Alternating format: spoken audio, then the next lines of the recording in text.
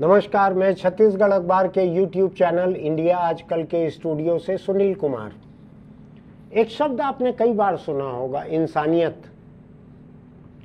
इंसान के भीतर जो अच्छी बातें हो सकती हैं, सब में रहे जरूरी नहीं है, उसको इंसानियत कहते हैं।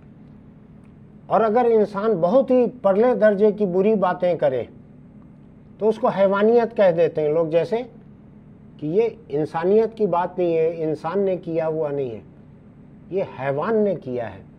ऐसा कहते हैं, दरिंदे ने बलात्कार किया, उसके सिर पर हैवान सवार हो गया था। ऐसा जैसा सिर पे कैप लगाते हैं, हैट लगाते हैं, हेलमेट लगाते हैं, ऐसा हैवान शैतान सवार हो गया था उसके सिर पर। ऐसा मैं पूछता हूँ लोगों को कि एक आध हैवान या शैतान थोड़ा मुझको भी दिखा दो, मैं अपना कैमरा किट लेके आ जाता हूँ, उसकी कई तरह की फ़ोटो खींच लूँगा, आपको भी दे दूँगा, उसको भी दे दूँगा।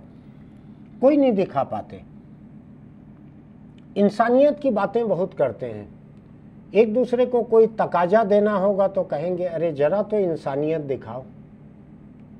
कोई भूख से मर रहा है तो कहेंगे, ज़रा तो इंसानियत दिखाओ। तो इंसानियत का तकाजा, इंसानियत का हवाला बहुत दिया जाता है। सचमुच इंसानियत रहती है क्या, और सचमुच कोई हैवानियत रहती है क्या? मेरा मानना यह है कि इंसान के भीतर ही, जिसको हम इंसानियत कहते हैं, वो कई किस्म की रहती है। एक हिस्सा उसका रहम दिल रहता है, जो दूसरों की मदद करने को, अच्छे काम, नेक काम करने को तैयार रहता है। एक हिस्सा रहता है कि पहला मौका मिलते ही कैसे बदमाशी, मक्कारी, जुल्म, ज्यादती की जाए, ऐसा भी हिस्सा। ये दोनों इंसानियत है। आप कभी भी इंसानियत को एक सकारात्मक शब्द मत मानना, ये झांसा देने की बात है। उसने बड़ी इंसानियत दिखाई, खाना खिला दिया गरीबों को। गरीब को खाना खिलाना और गरीब के हिस्से का खाना छीन लेना, दोनों ही इंसानियत है। इंसान के भीतर की ही दोनों चीज़ें हैं। उसके लिए कोई हैवान अलग से नहीं आता है कि आप पीपल के पेड़ के नीचे से निकले, वहाँ से हैवान कूद के आपके कंधे पे, सिर पे सवार हो गया, आपके दिल में चले गया और आपसे गलत काम करवाने लगा। कुछ नहीं होता ऐसा। जितने किस्म के बुरे काम दुनिया में होते हैं, हत्या, बलात्कार, अपने ही बच्चे को मार देना, ये सब इंसान ही करते हैं। जिनसे हम इंसानियत की उम्मीद करते हैं, ये वही इंसान है। ये हैवानियत करने वाले भी वही इंसान है। तो आप ये मान के चलिए कि किसी इंसान को लेकर ये उम्मीद करना गलत है कि वो तथाकथित इंसानियत की अच्छे काम ही करेंगे, वो बुरे काम भी करेंगे। आप उसका लेबल लगा देते हो, ये हैवानियत है। कोई चीज़ हैवानियत नहीं है, सब चीज़ इंसानियत है। इंसान बहुत बुरा भी हो सकता है, हो सकती है, हो सकते हैं, रहते हैं। कैसे बुरे रहते हैं मैं आपको बतलाता हूँ। इसमें हैवान नहीं है इस मामले में जो मैं आपको कहने जा रहा हूँ। एक जिला है मेरे पास का, वहाँ एक विकलांग युवती, नेत्रहीन भी थी, दिखता नहीं था, विकलांग थी। माँ बाप मर गए थे। एक भाई बड़ा, एक भाई छोटा, दोनों मजदूरी करने चले जाते थे दोनों। ये लड़की जो है, युवती, विकलांग थी, नेत्रहीन थी, कहीं जा नहीं सकती थी, झोपड़ी में घर में रहती थी। माँ बाप मर चुके थे, दोनों भाई मजदूरी करने जाते थे। क्या होना चाहिए, जिसको आप इंसानियत कहते हैं, मैं तो नहीं कहता हूँ, क्या होना चाहिए था? अड़ोस पड़ोस के लोग इस लड़की का ख्याल रखते, कोई उसको कुछ खाने ला देते, कोई पूछते तुमको पानी की ज़रूरत है क्या। अड़ोस पड़ोस के घर में कहीं चाय बनती तो इसको एक कप चाय ला देते। ठीक है। क्या हुआ, वहाँ पे पड़ोस में रहने वाला एक नौजवान इस लड़की को अकेला देखा, इससे बलात्कार किया उसने। नेत्रहीन, विकलांग, उससे बलात्कार किया। गर्भवती हो गई तो गर्भपात भी किया। खबर मेरे पास पूरी नहीं है, मैंने पूरे अदालत के फैसले को नहीं पढ़ा है। हो सकता है कई बार बलात्कार किया हो। अब जाकर अब जाकर इस बलात्कारी को 20 साल की कैद हुई है और उस बलात्कारी को बचाने वाली उसकी मां को 10 साल की कैद हुई है। दोनों को कैद बामुशक्कत हुई है, सश्रम कारावास। वहां पर काम भी करना पड़ेगा जेल के भीतर, जिसको कहते हैं ना चक्की पीसना जेल के भीतर। तो जिस तरह का भी मेहनत मजदूरी का काम रहता है करना पड़ेगा माँ बेटे को, दोनों को। इंसान थे ये दोनों ही, इनके भीतर कोई भी हैवान नहीं था, इनके भीतर कोई शैतान सवार नहीं हुआ था, कोई पिशाच नहीं आया था कहीं से, किसी पीपल के पेड़ से उतर के इनके सिर पे भूत प्रेत सवार नहीं हो गए थे। ये खालिस इंसान थे माँ बेटे दोनों। इनको अपने पड़ोस की विकलांग और नेत्रहीन लड़की के ऊपर भी रहम नहीं आई, उससे बलात्कार किया इसने। आप रोज खबर सुनते हैं 6 साल की लड़की से बलात्कार, 8 साल की लड़की से बलात्कार। इसके लिए हैवान नहीं आता है, ये इंसान ही करते हैं। और जो उनकी इंसानियत कहलाती है उसमें ये भी एक हिस्सा है। हम कहने के लिए इंसानियत केवल अच्छी अच्छी चीज़ों को इंसानियत कह देते हैं, बुरी चीज़ों को हैवानियत कह देते हैं, जैसे इस व्यक्ति की नहीं है वो। ऐसा कुछ नहीं होता। बाप अपनी 3 बच्चियों के साथ बलात्कार करते पकड़ाया है, अभी सजा हुई है उसको, उम्र कैद हुई है मरने तक के लिए। हमने कुछ दिन पहले यहाँ से कहा था।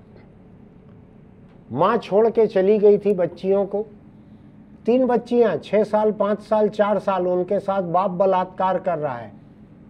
आंगनबाड़ी कार्यकर्ता ने जाके मामले का पता लगाया था। उस आंगनबाड़ी कार्यकर्ता को धमकियां, उसका बहिष्कार सब किया था गांव वालों ने बलात्कारी को बचाने के लिए। तो जिसको हैवान कहते हैं वो उस आदमी का, उस बाप के भीतर का इंसान था। और जो गांव के जो लोग, सरपंच और दूसरे लोग बलात्कारी को बचाने के लिए इसके ऊपर दबाव डाल रहे थे आंगनबाड़ी कार्यकर्ता पर, महिला पर, उनके भीतर भी जो हैवान कहा जाता है वो उनके भीतर के इंसान थे। सब इंसान है। ये जुल्म करने वाले, जुर्म करने वाले, रेप करने वाले, मर्डर करने वाले सब इंसान हैं। और ये इनके जो बुरे काम है ये भी इंसानियत का हिस्सा है। कभी धोखा मत खा जाइएगा किसी के बारे में सुने कि अरे उनके भीतर तो इंसानियत कूट कूट कर भरी है। होगी, भरी होगी कूट कूट कर, कुछ मामलों के लिए कूट कूट कर भरी है। किसी दिन नौबत आएगी, कोई लड़की अकेले मिल जाएगी, कोई बच्चा अकेले मिल जाएगा, उस दिन देखना पड़ेगा कि वो इंसानियत एक पल में चुटकी बजाते कैसे हैवानियत में तब्दील होती है।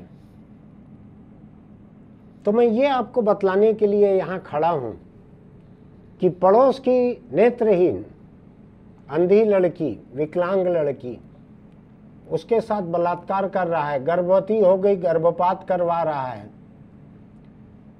जो बलात्कारी था उसकी माँ ने मदद की बलात्कार करवाने में। अब 20 साल और 10 साल की कैद हुई है इनको।